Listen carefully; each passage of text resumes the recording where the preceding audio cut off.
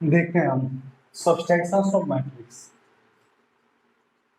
Subtraction of matrix से होता है कि हमारे पास ए और बी दो मैट्रिक्स है, ए और B, A I J M cross N, और B B I J equal to M cross N. तो ए माइनस बी क्या होगा, A I J minus A I J M cross N minus B I J into M cross M. ठीक है, subtraction बिल्कुल easy है, बिल्कुल simple है। जैसे एडिशन था हमारा वैसे सब्सट्रैक्शन है। सब एडिशंस में यहाँ प्लस होगा था, सब्सट्रैक्शंस में यहाँ पे माइनस होगा, बस बात खत्म। यही है और कुछ नहीं है इसमें। क्वेश्चंस क्या कहते हैं, देखिए इसके बेस पे क्वेश्चन करते हैं। क्वेश्चन कहता है हमारा ए इक्वल टू 1 2 -3, बी 5 0 2 1 -1 1, और बी इक्वल टू 3 -1 2 4 2 5 2 0 3। ठीक है, अब हमें क्वेश्चन कह रहा है कि a plus 2c equal to B का वैल्यू हमें फाइंड करना है।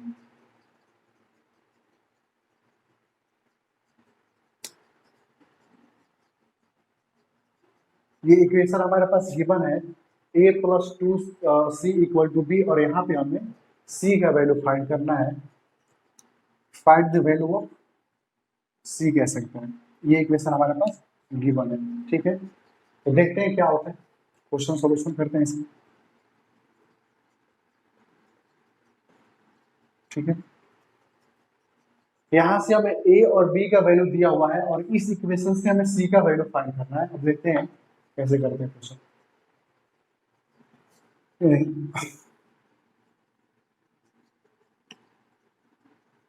इक्वेशन क्या है गिवन हमारे पास,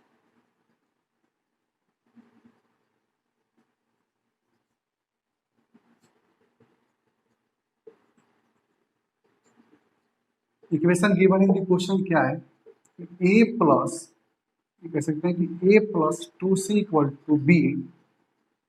तो 2c इक्वल टू क्या हो जाएगा, b माइनस a। ठीक है, 2c का वैल्यू क्या हो जाएगा, b माइनस a। अगर देखते हैं हम कि a plus 2c equal to b, तो a plus 2c minus b, तो 2c क्या है, प्लस में है, तो प्लस में 2c जब आएगा यहाँ पे और इक्वल में जब करेंगे इसको, तो b क्या हो जाएगा, जो माइनस में वो प्लस में हो जाएगा, जो प्लस है वो माइनस में हो जाएगा, सिंपल है। तो 2c इक्वल टू क्या हो जाएगा, b माइनस a। ठीक है, जब 2c equal to b minus a हो जाएगा तो क्या करना है हमें, लेते हैं इक्वेशन की 2c equal to b minus a। b का वैल्यू क्या है हमारे पास, 3 -1 2 4 2 5 2 0 3, और माइनस ए क्या है हमारे पास, 1 2 -3 5 0 2 1 -1 1। तो सॉल्यूशन इसका क्या होगा, हाँ पहले करके चलते हैं इसको।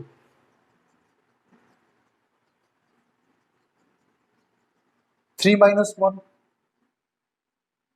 2c इक्वल टू 3 -1 1 -2 -1 -2 2 -3 2 -3 -3 4 -5 4 -5 2 -0 5 -2 2 -1, और 0 -3 0 माइनस सॉरी -3 नहीं -1, और 3 -1,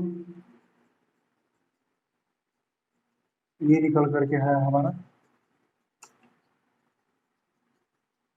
ठीक है, तो 2c क्या हो जाएगा हमारे पास, 3 -1 क्या हो जाएगा, 2 माइनस माइनस प्लस -3 2 -3 5, क्या हो जाएगा, 5 हो जाएगा हमारे पास। और 4 -5 -1 2 -0 2 5 -2 3 2 -1 1, ये हो जाएगा +1 3 -2 2। और सी का वैल्यू क्या हो जाएगा, सी इक्वल टू 1/2 2 -3 5 -1 2 3 1 1 2। अब जो मल्टीप्लिकेशन में था तो ये डिवीजन में आ गया, तो फाइनली सी का आंसर क्या हो जाएगा, 2 divide by 2 -3 divide by 2 5 divide by 2। देखो जब भी इस तरीके का क्वेश्चन आए, जब डिवाइड का केस आ जाए, तो उसका मतलब ये होता है कि जितने सारे एलिमेंट्स होंगे हमारे मैट्रिक्स का, उन सब से उसको बारी बारी से डिवाइड करेंगे। जितने सारे हमारे पास एलिमेंट होंगे, जैसे 2, -3, 5, -1, 2, 3, 1, 1, 2, इन सारे एलिमेंट को इस जो डिवीजन वाला डिजिट होगा उससे हम डिवाइड करेंगे। जैसे 2 आ गया, हमारे जो मल्टीप्लिकेशन था वो डिवीजन में आ गया, तो 2, 2/2, -3/2, 5/2, -1/2, 2/2, 3/2, 1/2, 1/2 और 2/2।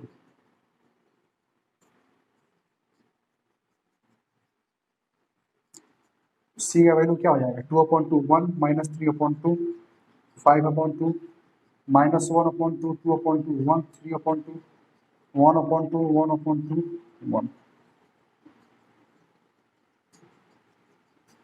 ये हमारा फाइनल आंसर।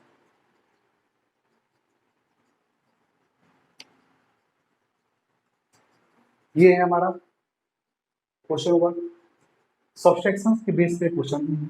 इससे इससे जो भी क्वेश्चन हो, मतलब जो भी क्वेश्चन हमारे एनसीईआरटी की बुक में है, इससे मुझे लगता है कि इससे इजी होंगे, क्योंकि इक्वेशन वाले बेस पे क्वेश्चन आई थिंक उसमें है, होगा भी।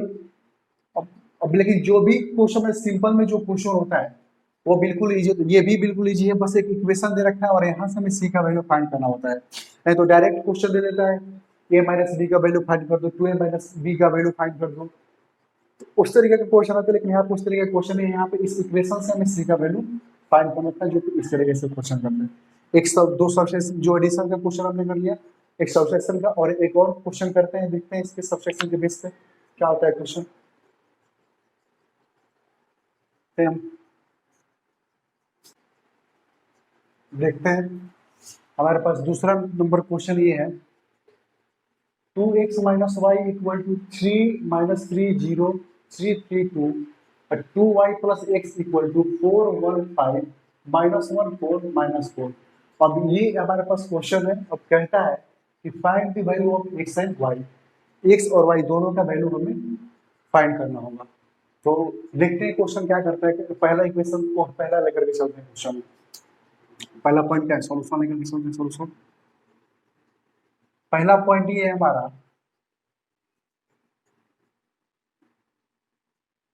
2x minus Y equal to 3 - 3 0 3 3। तो अब इसको क्या करेंगे? इसको मल्टीप्लाई कर देते हैं हम 2 से, ठीक है।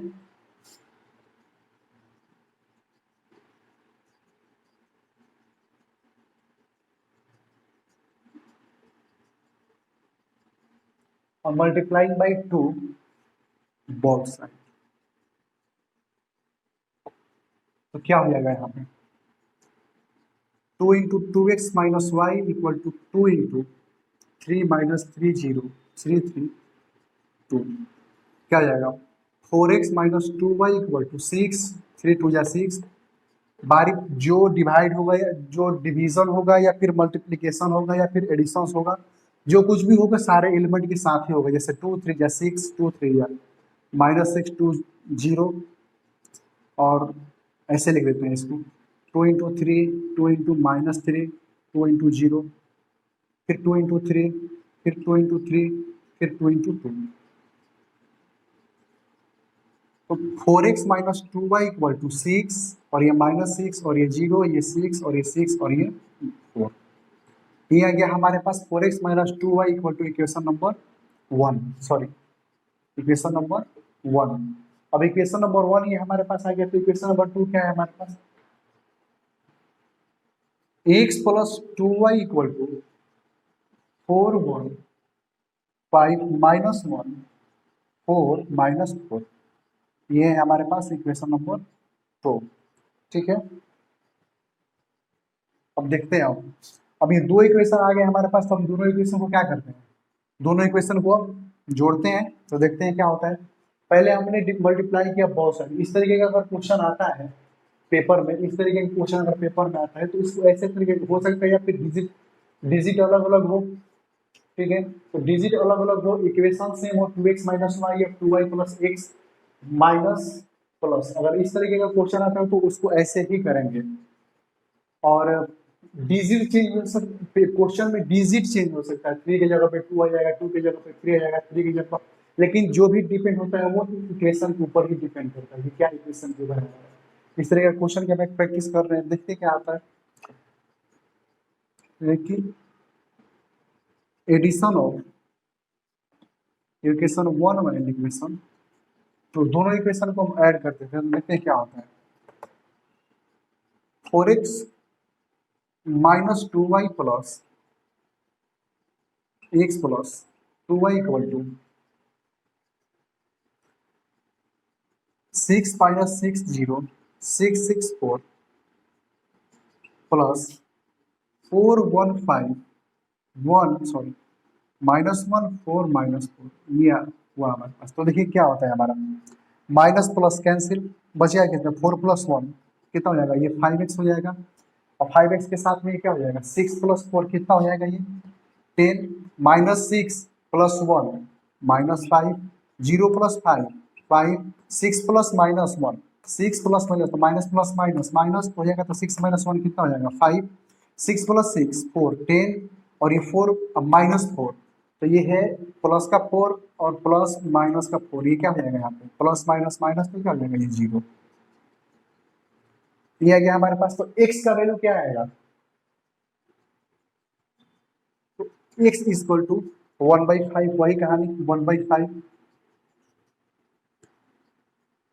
10 -5 5 5 10 0, तो क्या हुआ ये x इक्वल टू क्या हुआ 5 टू जा -1 फिर 1 फिर 1 2 फिर 0, x का वैल्यू क्या आ गया हमारे पास, ये आ गया x का वैल्यू। अब क्या करेंगे कि x का वैल्यू इक्वेशन नंबर 2 में पुट कर देते हैं, वहां से y का वैल्यू निकल के आ जाएगा, यहाँ से x का वैल्यू आ गया हमारे पास और x का वैल्यू x और y का वैल्यू पूछ रहे हैं, तो x का वैल्यू हमारे पास यहाँ से निकल के आ गया और x का वैल्यू को x का जो वैल्यू है उसको y सेकंड इक्वेशन नंबर 2 में पुट करेंगे, वहां से हमारे y का वैल्यू आ जाएगा। तो क्या हो जाएगा कि पुट द वैल्यू ऑफ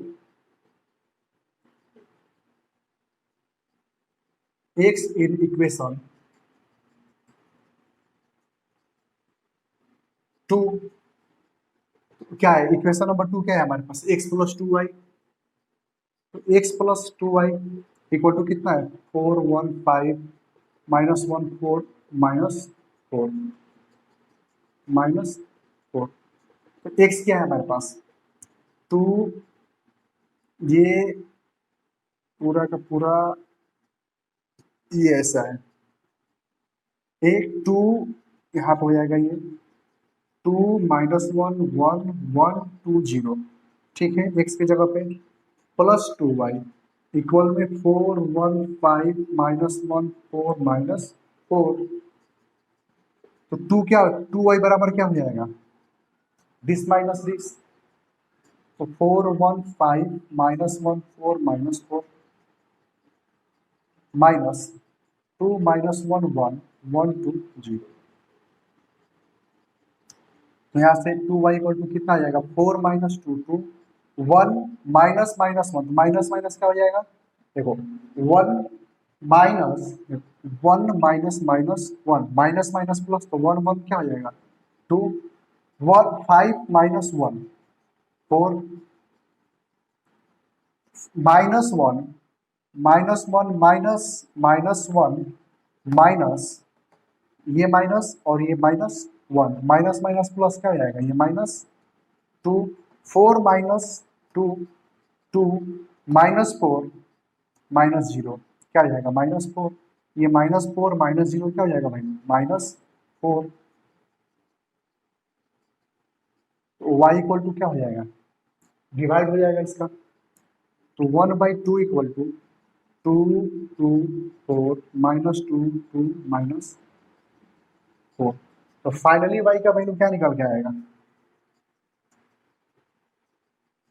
ये क्या है -1/2, तो 2/2 1 2/2 1 2/4 सॉरी 4/2 4/2 2 हो जाएगा, फिर -2/2 -1 फिर 2/2 ये सॉरी 2/2 1 और ये -4/2 -2 और ये आएगा हमारा फाइनल आंसर। तो y इक्वल टू ये, x का वैल्यू क्या है हमारे पास, x का वैल्यू क्या है, ये 2 - 1 1 1 2 0।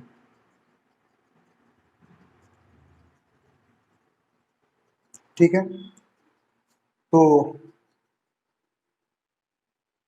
इस लेक्चर में बस इतना ही कर रखते हैं, और अगले लेक्चर में मैं आपको करवाऊंगा मल्टीप्लिकेशंस ऑफ मैट्रिक्स।